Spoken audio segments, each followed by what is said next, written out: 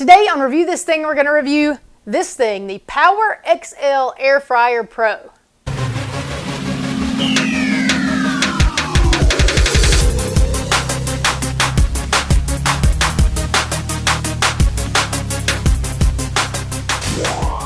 So a few years ago, the air fryer craze kind of took off because people wanted a way to make their favorite fried foods, but with less oil, less grease, and hopefully less fat and calories.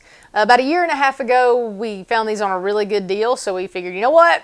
We'll give it a try like everybody else. So because of that, I wanted to share with you how it's gone for us and what we think about the PowerXL Air Fryer Pro. As always on Review This Thing, we want to cover the 5 facts. The first piece of that is fit. So how does the Air Fryer Pro fit in your kitchen? You can see here that it's a pretty tall machine, but the top doesn't open or anything like that, so it does give plenty of clearance here. It also kind of sticks out this way, which is a little bit of an issue, I guess, because you don't want to put it right up against the wall because there's a heat that'll come back out through there, but it also still leaves plenty of counter space. We usually leave ours about right there, so you can still see there is some counter space available. It's a little bit more narrow than most toaster ovens, so that worked out really well for us. We basically got rid of a toaster oven that was sitting there, and that's one of the reasons we got the oven door type of oven, because if we want to make more than 2 pieces of toast, then you can also use this just as a toaster oven.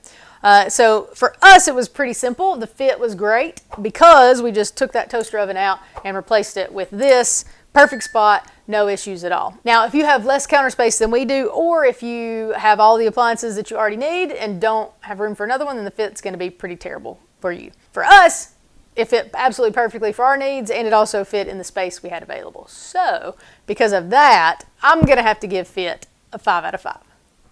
Now is the Air Fryer Pro as advertised. It does advertise to be an 8-in-1 cooker. So it's a air fryer, a toaster, an oven, like a regular oven, a rotisserie, a dehydrator, pizza oven, a few things like that. It has these select options here where you can just quick select those, and then here you can adjust the temperature and here you can adjust the time. It also has a inside light option as well as the rotisserie option. We haven't tried all of the things it's supposed to do. We haven't tried the dehydrator or tried to make a whole chicken with that rotisserie function, but the things we have tried, it's worked really well. It's also advertised for effortless cooking. Most of the time you're able to just put the things in there that you want, select the temperature, select the time, close the door, and just basically leave it alone. A couple weeks ago I did make some baked chicken in it, and I used a baking tray, which just halfway through I flipped it just to make sure it cooked evenly. But it does come with these metal shelves that have the grates in them, and you could probably just cook it on there and not have to flip it. I was just a little afraid. I didn't want it to stick, so I went with the tray instead of the grate. The Air Fryer Pro also advertises to make healthier versions with the same crispy texture that you love from your fried foods, with less calories and less fat. We often make tater tots in the little rotisserie basket or sweet potato fries, things like that, and it definitely comes out more crispy and crunchy than it does if you just throw those in the oven and try to bake them. So it absolutely gives you a very similar fried flavor and fried texture as it would cooking it in a big vat of oil. Now, we have tried to make a few things we battered ourselves, like catfish nuggets or chicken strips, and those didn't seem to do as well as it would if you cooked them in like a pan of oil. You don't get that same golden fried texture on the batter. It's still good, it's just not the same flavor that kind of goes through when you cook it in grease. They also advertise it to have rapid air technology, which means it heats up really quickly, so you don't have to preheat it for several minutes to warm it up, but it just kicks in and starts getting warm immediately. It definitely does that. I also feel like it cooks things a little more quickly as well, I guess just because the heat circulates all the way around it. But you do get just that nice crispy edge and really juicy on the inside from the things that I've cooked so far. Now, like I said before, we haven't tried all the functions, but the things that we've tried to use it for, it's done really, really, really well. So because of that, I'm going to have to give, is this as advertised? Absolutely a 5 out of 5. Now on to construction and durability. Overall, we're pretty pleased with the construction of it. The one small issue that I have is sometimes with the rotisserie basket, I have a little bit of trouble getting it out. It does come with this little handy dandy hook thing that helps. So you can just hook it on there and then just pull it out.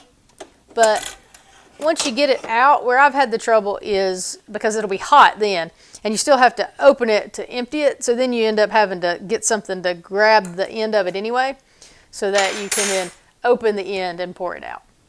Make sure that when it's hot that you definitely use something, either a glove or just make sure you wrap all the way around so that you don't burn your hand there. And then again, you absolutely have a glove on this hand and just open it and pour it out there.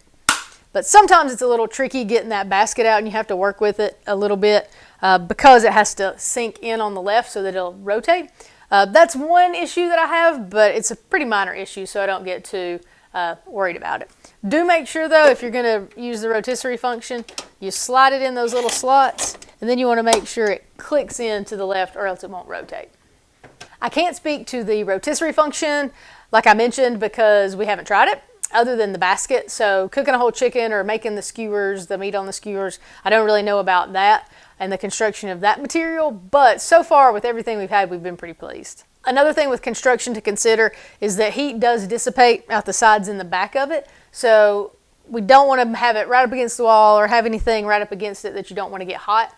I guess the heat has to go somewhere, but that's one slight limitation for the construction that you just need to be aware of before you place your machine. Construction is pretty sturdy. The door does come off. Some people had issues with that and thought it was broken, but it does just slide off pretty easily. That helps make it easier to clean. One caveat, make sure you don't soak it, like dunk it, and be careful not to get water in those holes right there because it does get water between the glass, and that's really hard to dry out and to clean. But once it pops off, you just put it in the little angled slots and it goes right back on. As far as durability, we've had it over a year and a half and we've not had any trouble with it, so I'm going to have to give durability a pretty high score. The overall construction and durability score, I'm just going to give it a little bit of a deduction because of the trouble I have with the basket sometimes. So because of that, I'm going to give construction and durability a 4.5 out of 5. Now on to testimonials and reviews. So we just looked at Amazon because there were over 13,000 reviews. Figured that's a pretty good place to start. And on Amazon, it gets a score of 4.3 out of 5. Most of those scores are 4s or 5s. There's just a few 1 and 2s. But as always, I like to kind of give you the idea of what people have complaints about. One of the things is that people complain about it having a strong plastic smell. Ours definitely did have that smell, but after a few uses, I guess it kind of cooked out or whatever. Some people talked about taking a bowl of vinegar or lemon juice and cooking it just to help get some of that smell out. But ours went away after a few uses, and recently you haven't noticed it at all. Another pretty big complaint is that it apparently only has a 2-month warranty. I never knew that. Thankfully, ours kept working, so I didn't have to look into it. But especially, there were several people who said it quit working after a few months, and then they're pretty much out of luck because the warranty is only good for 2 months. But there were a few people that complained about it just quit working after a few months. Thankfully, we haven't had that problem, so it's worked out really well for us. A few other people commented about it catching on fire or exploding.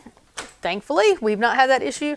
I wonder in that situation if it is more a function of maybe they were trying to cook something that was too greasy or added grease. I don't know, but thankfully, again, we haven't had that trouble. Some people say that it doesn't cook all the way through. Everything that we've tried to cook, it's cooked it completely.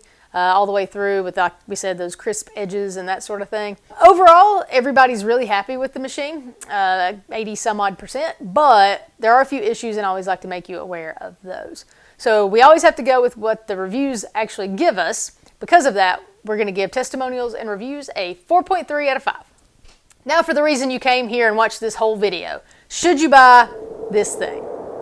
As always, it just depends on what you're looking for. If you're looking for a fairly compact oven that you want to cook a few tater tots, french fries, chicken fingers, and get that fried texture and that fried taste, then absolutely 100% this is something that's going to fit your needs.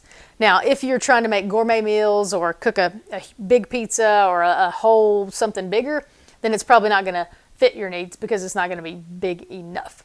I will mention here that I think on Amazon right now it's about $120, which is a good chunk of money. So if you know that this is exactly what you're looking for and $120 is a good amount for you, then absolutely buy it, no questions asked. But because of that $120 price tag, I'm going to give, should you buy this thing, a 4.5 out of 5.